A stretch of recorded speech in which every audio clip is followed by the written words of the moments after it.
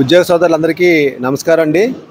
కొత్త వలస ఎన్జిఓ తాలూకు బాడీకి రేపు శుక్రవారం నాడు 28వ తేదీన నామినేషన్ ప్రక్రియ స్టార్ట్ అవుతుంది.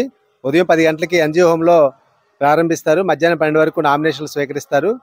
ఈ సంవత్సరం మన కొత్త వలస తాలూకాకి అదే ఎల్కోట, కొత్త వలస, వేపాడ మండలాల ఉద్యోగస్తులు అలాగే గెజిటెడ్ అధికారులు కూడాను దీంట్లో భాగస్వాములు కావాలని చెప్పేసి కోరుతున్నాం.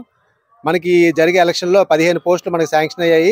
అందు గురించి గాను ఉద్యోగస్తులు ఎక్కువ మంది వచ్చి మా యొక్క నామినేషన్లు వేయాలని చెప్పేసి కోరుతున్నాము. నామినేషన్లు పరిశీలిస్తారు.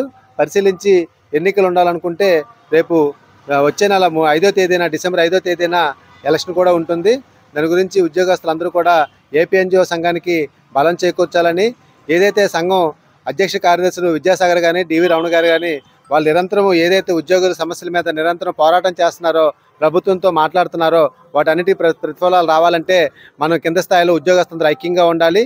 ఐక్యంగా ఉండాలంటే మీరందరూ సంఘం పిలిచిన పిలుపులకి మీరందరూ రావాలి, సబ్స్క్రిప్షన్ చేయాలి.